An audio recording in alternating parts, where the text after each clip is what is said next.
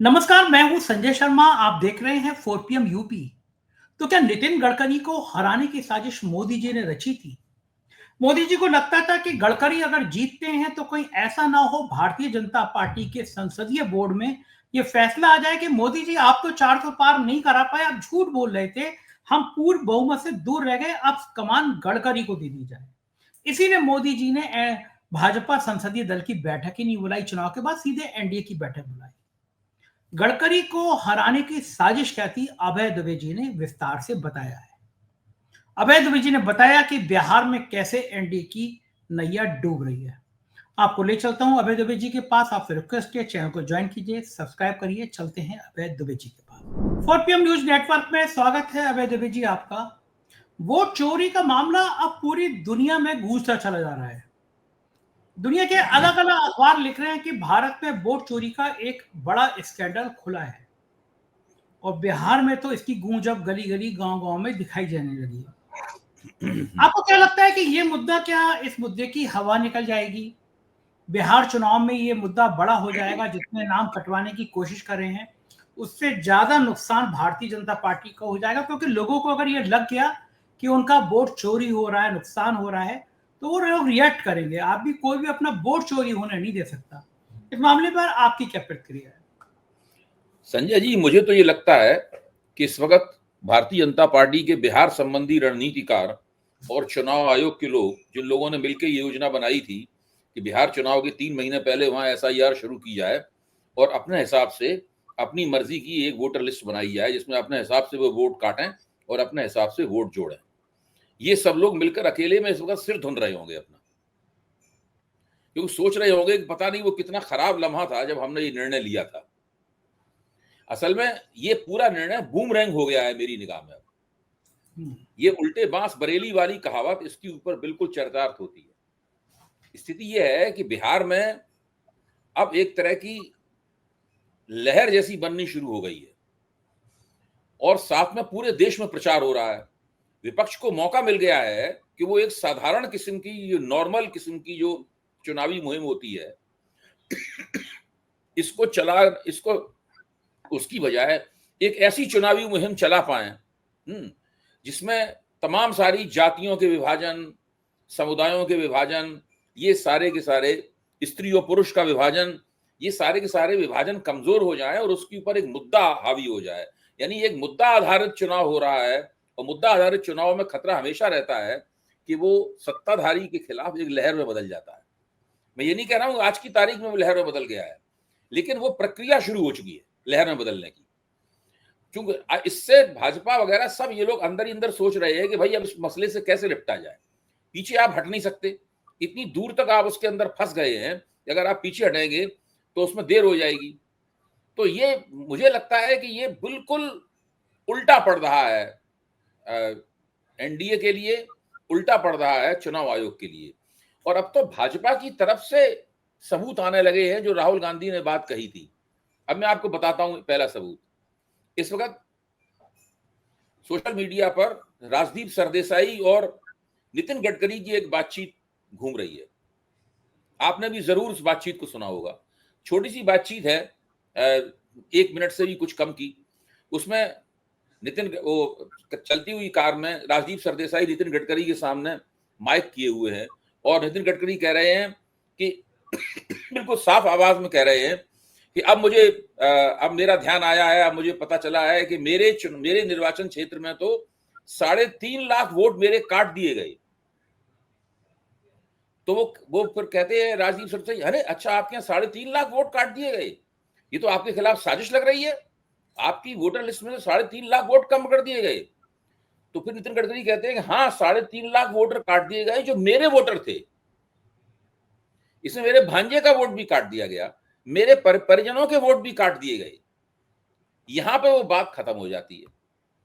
अच्छा, अब आप बताइए इसका क्या मतलब निकाला जाए मौजूदा माहौल में। अब मैं आपको एक दूसरा बताता हूं। मध्य प्रदेश में एक रीवा पार्लियामेंट्री कॉन्स्टिट्यूंसी है, एक मिश्रा जी वहां से भारतीय जनता पार्टी के एमपी हैं। वो बाकायदा माइक पे खड़े होकर कह रहे हैं, और सोशल मीडिया में लगातार देखा जा सकता है कि मेरी कॉन्स्टिट्यूंसी में तो एक कमरे के अंदर 1000 से 1100 वोट रजिस्टर्ड है। एक कमरे के मकान के पते पर 1000 से 1100 वोट रजिस्टर्ड है, ये वो कह रहे हैं लगातार। ये सब बीजेपी के लोग हैं, एक बीजेपी की सांसद है और एक बीजेपी की वरिष्ठतम मंत्री है। मुझे तो लगता है कि अमित शाह और मोदी की तरफ से इनको निपटाने की तैयारी की गई होगी, तैयारी कामयाब नहीं हो पाई। अगर चुनाव हार जाते तो छुट्टी मिल जाती, मंत्रिमंडल से पत्ता साफ हो जाता, राजनीति भी खत्म हो जाती। जो गडकरी ने उसकी पोल खोल दी है। गडकरी साहब का, मैं किसी का, जब उन्होंने साजिश है, मैं किसी का नाम नहीं लूंगा, मैं किसी पर आरोप नहीं करूंगा, लेकिन मेरे परिवार वाले थे, मेरा भांजा था और ये सब वोट काट दिए गए, मेरे वोट थे। इससे क्या लगता है पता? इससे ही पता लगता है कि 2024 के पहले से ही, भाई 2024 के चुनाव में जब वोट काटे गए तो उसके पहले से काटे गए होंगे वोट ना, 3-4-5 महीने पहले काटे गए होंगे वोट। एक दिन पहले तो काटे नहीं जाते वोट, और 3.5 लाख वोट तो कम भी नहीं होते। तो वोट काटने, वोट काट कर हराने और वोट शामिल करके जिताने का एक कुचक्र चल रहा था सारे देश में। अब आप देखिए, अखिलेश यादव, रामगोपाल यादव ने प्रेस कॉन्फ्रेंस में ये कहा कि भाई हमने जब चुनाव आयोग से कहा कि हमारे यहाँ वोट काटे गए हैं, तो चुनाव आयोग ने कहा हलफनामा दीजिए, तो हमने 18,000 हलफनामे दे दिए। हमने बीएलओ बदलने की भी शिकायत की, एक बिरादरी के लोगों को तैनात करने की भी शिकायत की। हम ना हलफनामे के बदले में कोई जांच हुई, ना बीएलओ के सवाल में कोई जांच हुई, ना वो एक बिरादरी के लोगों को तैनात करने के सवाल पे जांच हुई। तो मैं कहना ये चाहता हूं कि ये सब जो किया गया है चुनाव आयोग की तरफ से, ये क्या है? अभी मैं आज ही इत्तेफाक से मेरे हाथ में टीएन शेषन का एक क्लिप मिल गया। टीएन शेषन एक कुर्सी बैठे हुए हैं, सामने कुछ शायद कोई पत्रकार है, उसके साथ वो बातचीत कर रहे हैं, अंग्रेजी में बातचीत हो रही है। उसमें टीएन शेषन ये कह रहे हैं, I do not represent the government of India, I am chief election commissioner of India. I am not a chief election commissioner of government of India. यही अंतर है कि मुख्य चुनाव आयुक्त भारत सरकार का चुनाव आयुक्त होता है या मुख्य चुनाव आयुक्त भारत का चुनाव आयुक्त होता है। ये फर्क राजीव कुमार और ज्ञानेश कुमार दोनों भूल चुके हैं। अब चारों तरफ से एविडेंसेस, चारों तरफ से सबूत आ रहे हैं इस बात के। भाजपा के लोग भी सबूत दे रहे हैं, विपक्ष के लोग भी सबूत दे रहे हैं। और सुनिए, संजय कुमार जी हमारे मित्र ने कल एबीपी चैनल पे जब उनसे बातचीत हो रही थी, तो एबीपी चैनल पे उन्होंने कहा कि चुनाव आयोग को कम से कम इस बात का जवाब तो देना ही चाहिए कि महाराष्ट्र में लोकसभा चुनाव से विधानसभा चुनाव के बीच के जो 4 महीने थे, उसमें इतने ज्यादा वोट कैसे बढ़ गए। फिर वो खुद ही बताते हैं, उनके पास तो आंकड़े रहते हैं। संजय जी केवल आंकड़ों के आधार पर ही बोलते हैं और कुछ नहीं बोलते। वो खुद ही बताते हैं कि 4 महीने के अंदर महाराष्ट्र में कुल मिलाकर 4.4% वोटों की बढ़ोतरी की गई। उसी अवधि में दूसरे राज्यों में भी बढ़ोतरियां हुई वोटों की, लेकिन वो 1.2, 1.3, 1.4, 1.5, 1.6, 1.7% की वोटों की बढ़ोतरी हुई। तो महाराष्ट्र में 3 गुनी बढ़ोतरी कैसे हो गई? इस बात का जवाब तो चुनाव आयोग को देना ही चाहिए। सही बात है, बिल्कुल देना चाहिए। हाँ, तो अब ये आप देखिए, एक तरफ देश का सबसे बड़ा चुनाव शास्त्री है, वो जो राहुल गांधी ने सवाल उठाए हैं, उन्हीं को सवालों को और भी ज्यादा पुष्ट करके दूसरे दृष्टिकोण से बोल रहा है। एक तरफ नितिन गडकरी हैं, जो भारतीय जनता पार्टी के राष्ट्रीय अध्यक्ष रह चुके हैं। वो विपक्ष के आदमी नहीं है, वो वामपंथी नहीं है, वो हमारे और आपके जैसे टुकड़े टुकड़े गैंग में शामिल व्यक्ति नहीं है। तो वो कह रहे हैं उनकी कॉन्स्टिट्यूंसी 3.5 लाख वोट काट दिए गए। वो बंदा जो रीवा में है, भाजपा का सांसद, वो कह रहा है कि एक कमरे में 1000 से लेकर 1100 वोट रजिस्टर्ड है, एक कमरे के पते पे। ऐसे बहुत से हैं मामले, और धीरे धीरे करके और ये सब सामने आएंगे। अच्छा, जहां तक हलफनामा मांगने की बात है, ममता बनर्जी ने चैलेंज किया था कि भाई हमारे यहाँ पश्चिम बंगाल में एक इपिक नंबर के ऊपर बहुत से लोग वोटर बने हुए हैं, एक एपिक नंबर कई लोगों के पास पाया जाता है। ये तो बड़ी गलत बात है। तो इस पर चुनाव आयोग ने उन्हें जवाब दिया, उनके साथ चर्चा की, सब किया, लेकिन हलफनामा नहीं मांगा उनसे ममता बनर्जी चुनाव आयोग ने। उन्होंने नितिन गडकरी से हलफनामा नहीं मांगा, उन्होंने वो रीवा के सांसद हैं उनसे हलफनामा नहीं मांगा। अनुराग सांसद अनुराग ठाकुर, वो जैसे ही राहुल गांधी ने आरोप लगाया, अनुराग ठाकुर फटाफट गए चुनाव आयोग के पास, और उसमें राहुल वायनाड निर्वाचन क्षेत्र, प्रियंका का रायबरेली निर्वाचन क्षेत्र, जेएम स्टालिन का निर्वाचन क्षेत्र, वो जो ममता बनर्जी के भतीजे हैं, मैं उनका नाम हमेशा भूल जाता हूं, अभिषेक बनर्जी का निर्वाचन क्षेत्र, इन सारे निर्वाचन क्षेत्रों के 6 निर्वाचन क्षेत्रों के ऐसे ही वो अखिलेश यादव का निर्वाचन क्षेत्र, डिंपल यादव का निर्वाचन क्षेत्र, इन सब निर्वाचन क्षेत्रों के आंकड़े ले आए, एलोगरिथम भी पता लगा ली उन्होंने, उसकी विश्लेषण कर दिया और बताया कि वहां संदिग्ध रूप से इतने इतने वोट बढ़े थे, जिसकी वजह से ये लोग जीत गए। अच्छा, अनुराग जी बहुत होशियार हैं, भाजपा के युवा नेता है, तो उन्होंने सोचा कि इससे राहुल गांधी की बात को झुठला देंगे वो, या विपक्ष को कोने में धकेल देंगे। उल्टा हो गया, उल्टा ये हो गया, सवाल ये उठने लगा कि भाई यही तो राहुल गांधी कह रहे हैं कि निर्वाचन क्षेत्रों में इस तरह के वोट हैं जो संदिग्ध वोट हैं, और लाखों की संख्या में संदिग्ध सवाल यह है कि कभी उन संदिग्ध वोटों की वजह से कोई उम्मीदवार हार जाता है, कभी उन संदिग्ध वोटों के कारण बावजूद उम्मीदवार नहीं हार पाता। जैसे नितिन गडकरी चुनाव नहीं हारे, राहुल गांधी चुनाव वायनाड में नहीं हारे, प्रियंका गांधी वायनाड में यहां नहीं हारी चुनाव रायबरेली में, अखिलेश और डिंपल चुनाव नहीं हारे, लेकिन महादेवपुरा में बंगलोर सेंट्रल में चुनाव जीत लिया, बीजेपी ने हरा दिया। तो चाहे वोट काटने का मसला हो चाहे जोड़ने का मसला हो, दोनों ही स्थितियां चुनाव प्रणाली में विकृति को स्थापित करती हैं, विकृति के तर्क को स्थापित करती हैं। अब ऐसी सूरत में ये भारतीय लोकतंत्र का आज तक का सबसे बड़ा स्कैंडल लाजमी तौर पर बनेगा ही, और उसकी भारत ही नहीं दुनिया भर में चर्चा होगी। एसआईआर बिहार में हो रही है, लेकिन उसका शोर जो है वो सारे हिंदुस्तान में है, और हिंदुस्तान के बाहर भी अब छलक के पहुंच रहा है शोर, वो स्पिल ओवर हो रहा है हिंदुस्तान के बाहर।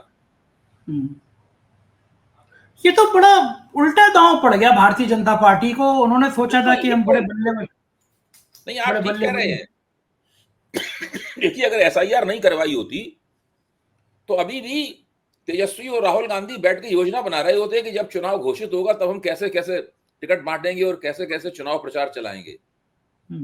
आज तो स्थिति ये, अगर ये इसी तरह चलता रहा, इसमें कोई भाजपा ने विघ्न नहीं डाला या कोई भाजपा इसको रोक नहीं पाई या पटरी से नहीं उतार पाई, इस पूरा जो आवेग चल रहा है इसको, तो ये होगी कि महागठबंधन जिस बंदे को टिकट दे देगा वो चुनाव जीत जाएगा। बाप रे बाप, बाप रे बाप। एक बयान बड़ा सुर्खियों में भी आ रहा है, तेजस्वी यादव ने कहा कि बहुत जल्दी राहुल गांधी को प्रधानमंत्री बनाएंगे। नहीं, पूरी जो यात्रा चल, आज नवादा में थे वो लोग, क्या भीड़ थी गजब। पूरी यात्रा चल रही है, उस यात्रा में 3 बातें कही जा रही हैं। पहली ये कि वोट चोरी नहीं होने देंगे, दूसरी ये कि तेजस्वी यादव को मुख्यमंत्री बनाएंगे, और तीसरी ये कि राहुल गांधी को प्रधानमंत्री बनाएंगे। ये केवल 2025 का विधानसभा चुनाव नहीं लड़ा जा रहा है, ये 2029 का लोकसभा चुनाव भी लड़ा जा रहा है यहाँ पे। ये जो इंडिया गठबंधन को कम से कम एक फायदा मिल गया कि जो बिखरा बिखरा इंडिया गठबंधन नजर आ रहा था, आपको लगता है इस मुद्दे पर वो सारा इंडिया गठबंधन एकजुट हो गया है, एक हो गया है? तो लोग भूल ही गए हैं कि बिखरा बिखरा भी था कोई कभी। देखिए, 7 तारीख को राहुल गांधी ने अपना प्रेजेंटेशन किया था इंदिरा भवन में। 7 से पहले इंडिया गठबंधन बिखरा बिखरा था। अब 7 के बाद कितने दिन हो गए? आज तारीख है 19, 12 दिन हो गए। इन 12 दिनों में विपक्षी एकता चट्टानी हो चुकी है। कौन होगा वो मूर्ख विपक्षी जो इस वक्त इस पूरी लहर से अपने आप को अलग दिखाना चाहता होगा? हालांकि यह कि प्रशांत किशोर, जो कि राष्ट्रीय जनता दल के बड़े कड़े आलोचक हैं, जो भाजपा की भी आजकल आलोचना करते हैं, नीतीश कुमार की तो बहुत ज्यादा आलोचना करते हैं, वो भी जब एसआईआर के बारे में बोलते हैं तो वो राहुल और तेजस्वी की आवाज में ही आवाज मिला रहे हैं, क्योंकि वो समझ गए हैं कि वोट अब एसआईआर के ऊपर पड़ेगा। इसलिए जब उनका उम्मीदवार वोट डालने जाएगा, ताकि लोग उससे ये ना कह पाएंगे अरे भाई तुम तो एसआईआर के समर्थक थे, तुमने तो कुछ बोला ही नहीं इसके ऊपर। इसलिए वो भी बोल रहे हैं उसमें। देखिए इसमें क्या है कि जितना भी ये सब तिकड़मबाजी थी कि इसने ये वोट काटेगा, वो वोट काटेगा, ये करेगा, वो करेगा, जब मुद्दा आधारित लहर वाला चुनाव होता है तो ये सब बातें उखड़ जाती हैं। प्रशांत किशोर तो उसी चुनाव में अच्छा प्रदर्शन कर सकते थे जो नॉर्मल इलेक्शन होता। तो आपको ये यकीन हो गया कि बिहार में एक लहर स्थापित हो गई, एक लहर चलने लगी? नहीं, वो नहीं गई है, वो प्रक्रिया शुरू हुई है अभी। देखिए ये शुरुआती कदम है। अभी बीजेपी ऐसे बहुत से काम कर सकती है, बहुत सी तिकड़में कर सकती है, चुनाव आयोग भी बहुत सी तिकड़म कर सकता है जिससे ये प्रक्रिया रुक जाए, पलट जाए, पटरी से उतर जाए, या इसमें कुछ विकृति आ जाए, या झगड़े पैदा हो जाए। ये सब किया जाएगा, अभी बहुत दिन है। अभी तिथि भी घोषित नहीं हुई है। अभी तो तिथि तो सितंबर के आखिरी हफ्ते में घोषित होगी। तब तक मैं तो कह रहा हूं सितंबर के आखिरी हफ्ते तक ये चल गया अगर इसी तरीके से। आज 19 अगस्त है, अगस्त में ही अभी देखिए, अगस्त में ही अभी 12 दिन है। अगर ये सितंबर के आखिरी हफ्ते तक जब तिथि घोषित होने तक चल गया, तब तक तो पूरा माहौल बदल चुका होगा। एनडीए से लोग छोड़ के इधर महागठबंधन में आ रहे होंगे। अच्छा, ये जो स्थिति है, अब इसके बाद अगर इसी तरह आंदोलन खड़ा होता रहा, इसी तरह लोग विरोध करते रहे, तो जो प्लानिंग है कि इसके बाद बंगाल में लागू करेंगे, उत्तर प्रदेश में लागू करेंगे एसआईआर, वो हो पाएगा? अब आप बंगाल का हाल सुनिए।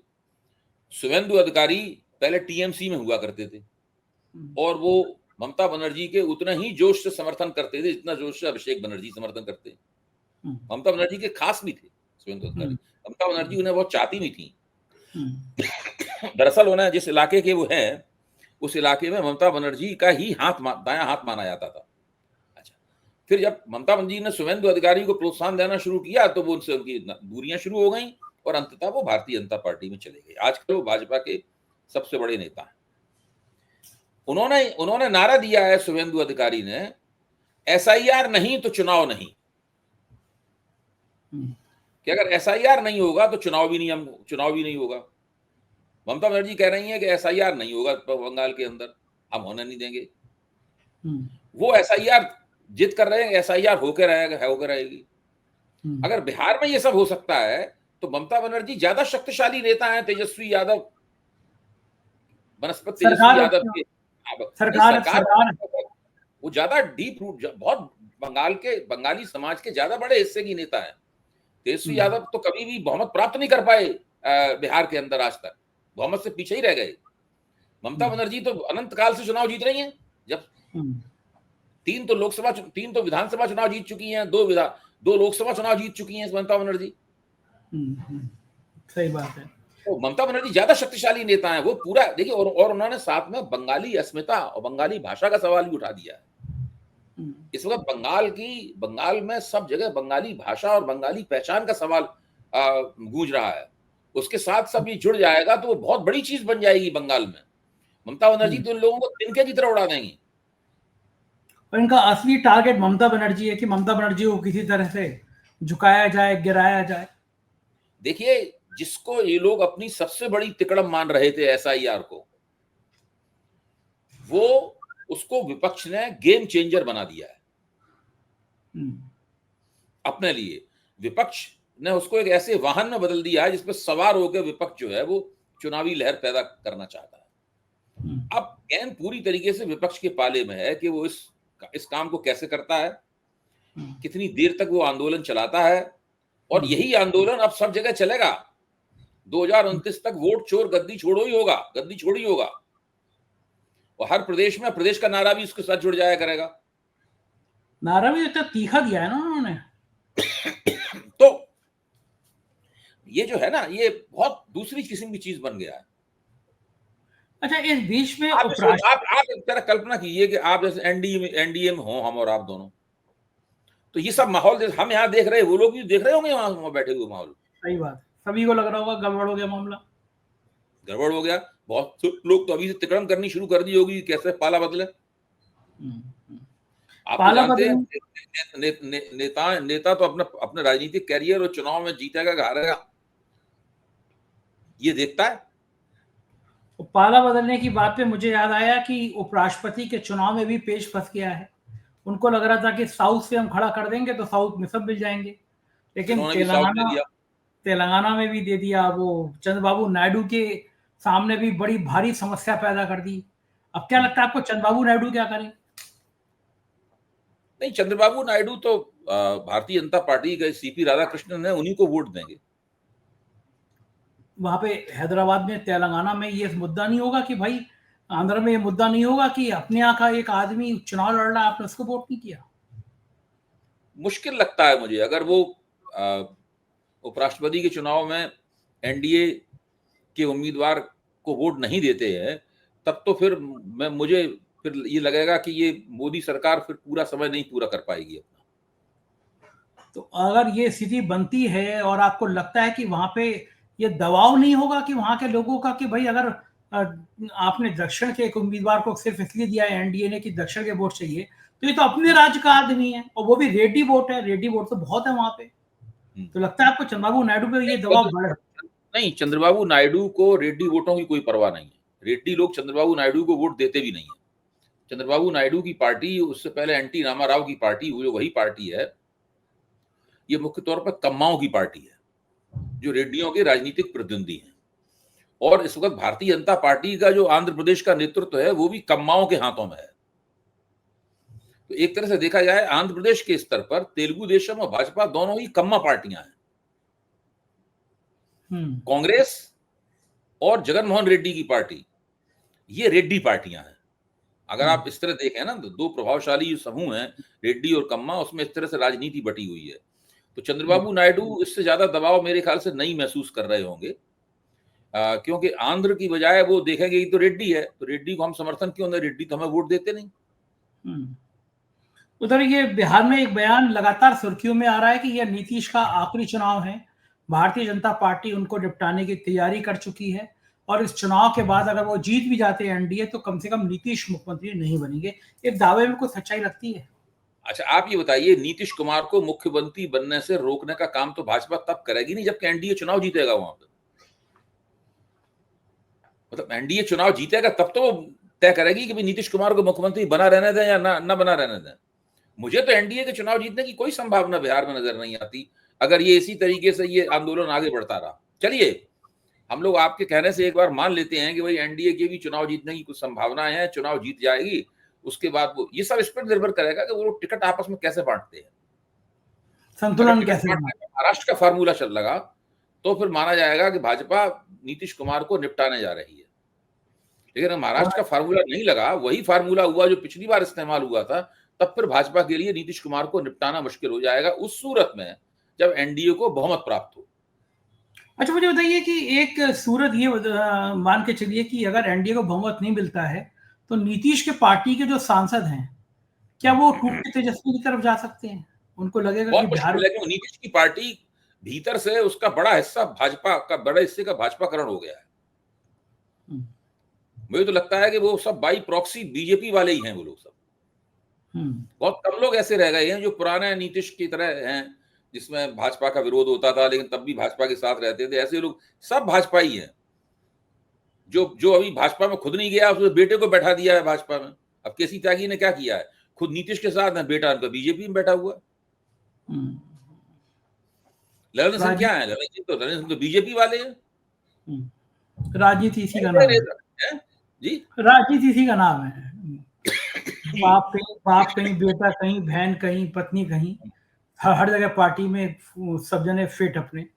बहुत बहुत शुक्रिया अभय जी, आपने मुझे इतना समय दिया, बातचीत की। Thank you sir. पूरी बात सुनी आपने अभय दुबे जी की, एक एक बात, एक एक चीज तर्क से भरी हुई है। लेकिन आपका कमेंट नहीं होगा तो बात अधूरी रह जाएगी। कमेंट करिएगा, बताइएगा कैसी लगी बातचीत। Thank you.